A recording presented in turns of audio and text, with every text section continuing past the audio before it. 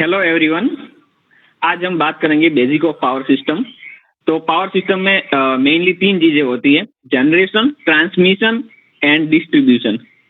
Generation में power plants में से पावर को जनरेट किया जाता है, फिर उसको ट्रांसफॉर्मर के द्वारा स्टेप अप किया जाता है और उसको ट्रांसमिशन लाइन में भेजा जाता है।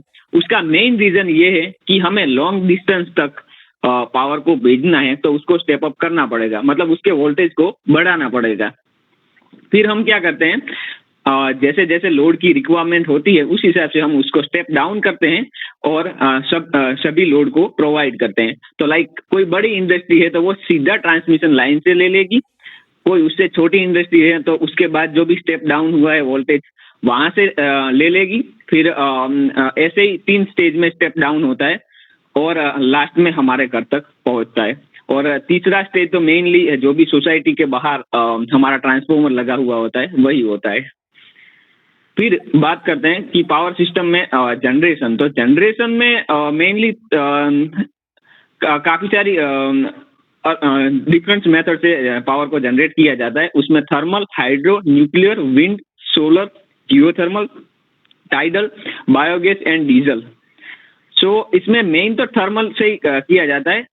नियर टू 64% पावर थर्मल से पैदा किया जाता है। तो थर्मल में यही होता है कि कोल को जलाया जाता है और उससे पानी की भाप बनाई जाती है। पानी को मतलब वेपर में कन्वर्ट किया जाता है और उसको टरबाइन को रोटेट करने के लिए यूज किया जाता है और वही से इलेक्ट्रिसिटी पैदा होती है। हाइड्रो में भी कॉन्सेप्ट वही है, सिर्फ लाइक कोल को इसमें कोल को नहीं जलाया जाता है, बट इसमें डैम जो भी होते हैं बड़े बड़े, तो वहाँ ऊपर से पानी गिरता है और वो टरबाइन की प्लेट्स पे गिरता है, तो टरबाइन रोटेट होता है और बिजली पैदा होती है। फिर न्यूक्लियर में भी थर्मल जैसा ही है। इसमें न्यूक्लियर एनर्जी का यूज होता है पानी को भाप में कन्वर्ट करने के लिए और उसका इलेक्ट्रिसिटी बनाने के लिए यूज किया जाता है। विंड में यानी कि पवन चक्की जो भी हम देखते हैं वही है, उसी का यूज लिया जाता है।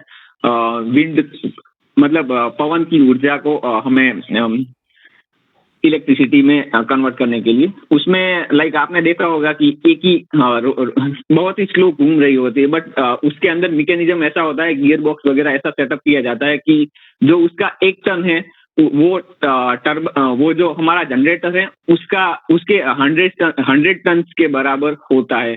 तो उस हिसाब से उसमें भी होता है।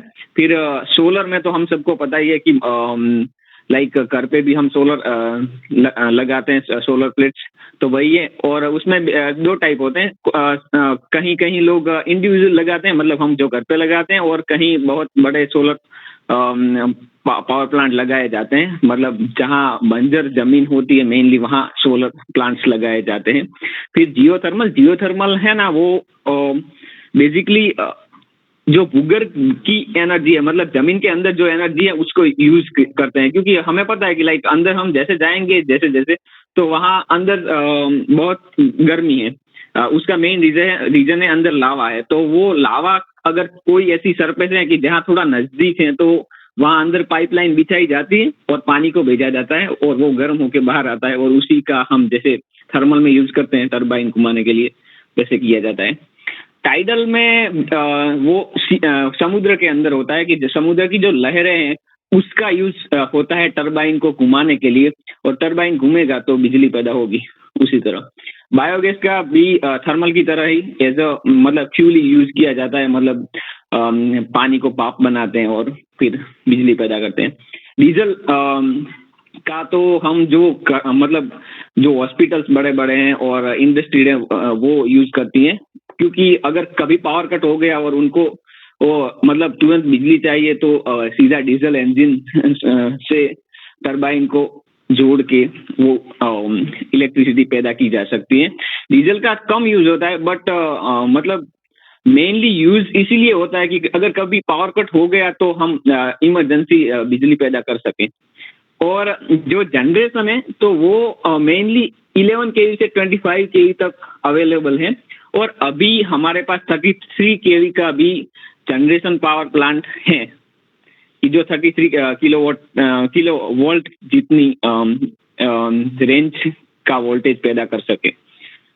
और फिर ट्रांसमिशन की बात आती है, तो जैसे मैंने आगे की स्लाइड में बताया कि हम स्टेप अप करते हैं वोल्टेज को, तो ट्रांसमिशन लाइन में काफ़ी तरह की लाइनें आती हैं। ट्रांसमिशन लाइन में अलग अलग वोल्टेज लेवल की, वो वोल्टेज लेवल जितनी भी रेंज है ट्रांसमिशन लाइन की कि कितने किलोमीटर तक हमें भेजना है, उस हिसाब से डिसाइड की जाती है।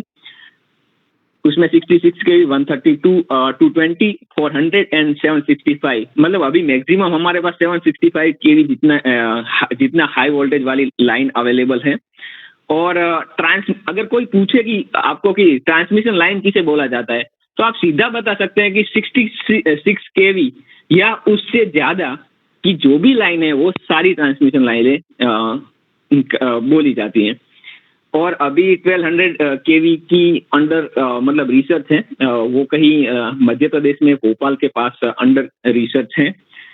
और अब डिस्ट्रीब्यूशन सिस्टम की बात की जाए तो डिस्ट्रीब्यूशन सिस्टम में और कुछ नहीं, बट जो 66 केवी से छोटी लाइन है, मतलब उससे कम, लाइक 33 केवी हो गया, 11 केवी हो गया, या तो फिर हमारे घर पे जो लास्ट 220 केवी आता है, सॉरी 230 वोल्ट आता है, सॉरी केवी नहीं, सो वो हो गया।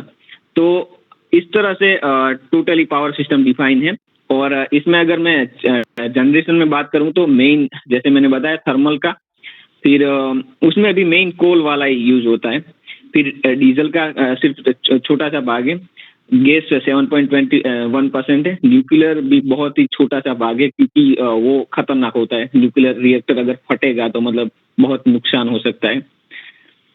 और फिर हाइड्रो का भी काफ़ी 30% जितना कंट्रीब्यूशन है, और रिन्यूएबल 21% है। और जो जिस पे अभी सब लोग बहुत ज़्यादा फोकस कर रहे हैं वो रिन्यूएबल है। और भारत ने एक गोल भी बनाया है कि रिन्यूएबल को ज़्यादा से ज़्यादा बढ़ावा दिया जाए, और उसके लिए ही अभी कच्छ में कुछ एक पावर प्लांट बन रहा है, और जो कि हाइब्रिड पावर प्लांट है कि कुछ सोलर से और कुछ विंड से एनर्जी पैदा की जाएगी, और वो सबसे बड़ा power plant, renewable power plant वो बनाने जा रहे हैं। So thank you for watching. अगर आपको जानकारी अच्छी लगी हो तो वीडियो को लाइक कर देना और चैनल को सब्सक्राइब करना ना भूलना। Thank you.